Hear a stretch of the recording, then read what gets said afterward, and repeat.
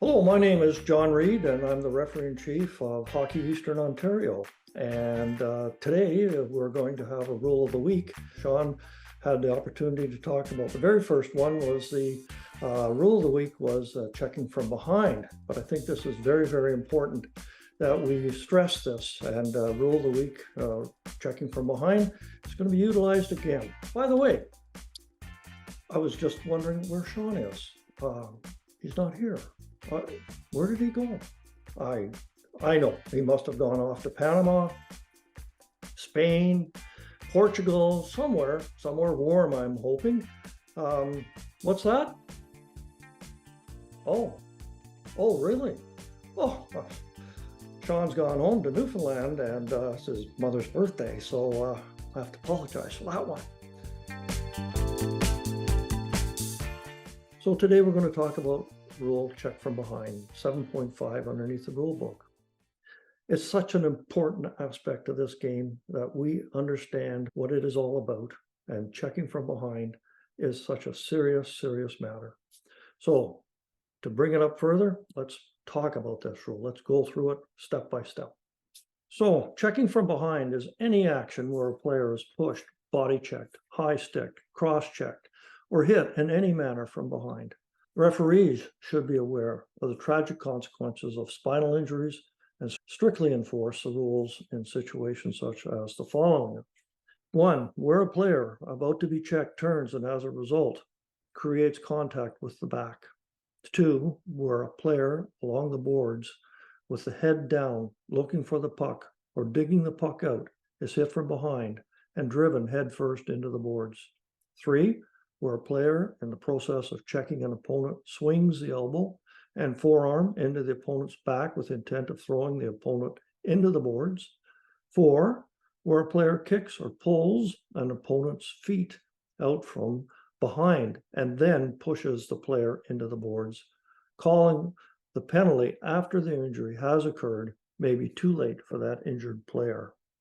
7.5a is a minor penalty, and a game misconduct penalty will be assessed to any player who intentionally pushes, body checks, cross checks while in motion, or otherwise hits an opposing player from behind anywhere on the ice.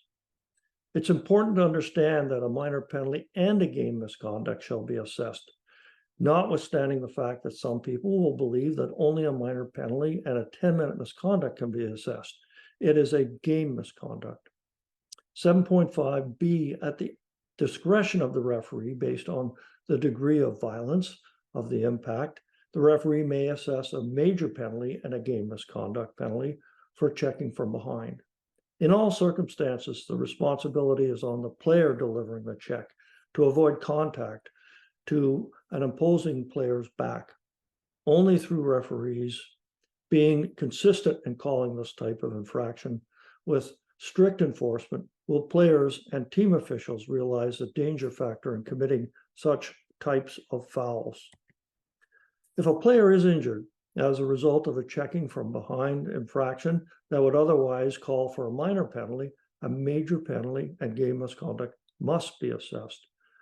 7.5d, a match penalty will be assessed to any player who high sticks, cross checks, body checks, pushes, hits, or propels an opposing player in any manner from behind the boards or goal frame in such a way that the player is unable to protect or defend themselves.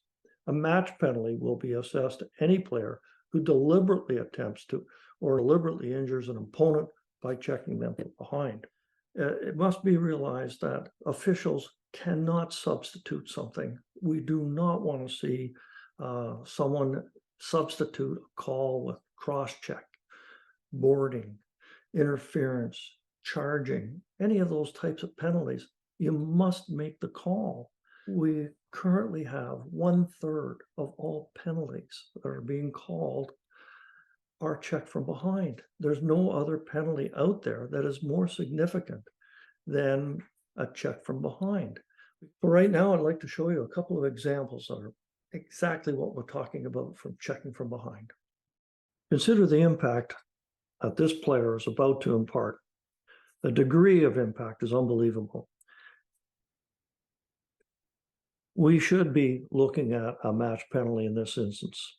In the second video, again, a match penalty. The player is unable to protect themselves. Yes, the hands go briefly up under the glass, but the player still has to accept the fact that he was injured, and you cannot be able to assess from when they're on the ice whether or not a player is injured or not.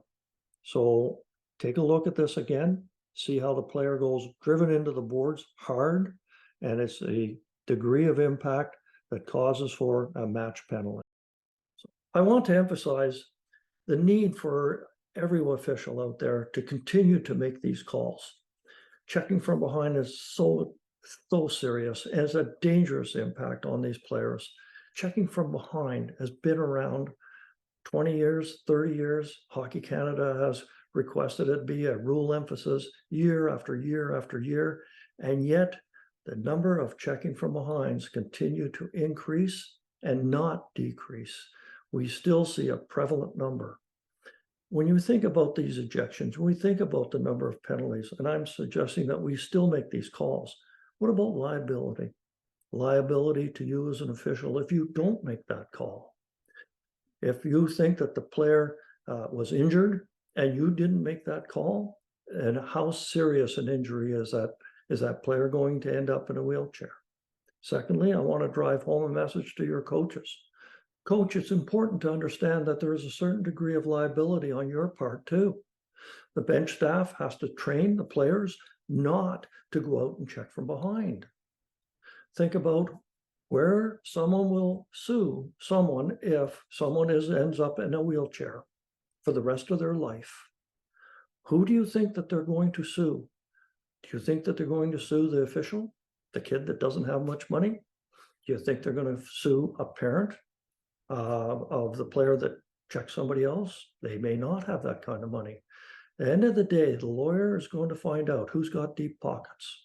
And if you're a coach who has deep pockets, or if you're the owner and you haven't stepped up and said, stop your players from checking from behind, lawyers will find out who has deep pockets, and that's where everybody will be sued, including officials, coaches, players, HEO themselves. So once again, we're here to protect our players, and we're here to protect our officials.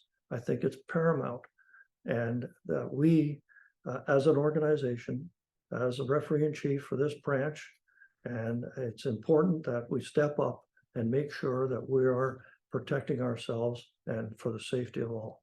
Well, I hope this video has been useful, explaining a little bit more about the reasons why that it's so important to have checking from behind in our rules. As always, I want you to feel free to contact myself at the email noted below. Your assistant, referee in chief, Sean Tobin, he can be contacted at his email as given below. Any of the district RICs, your local association RICs, you're welcome to reach out to them. I want you to have a great week, and I hope to see you in the rinks. And oh, by the way, happy birthday to Sean's mom.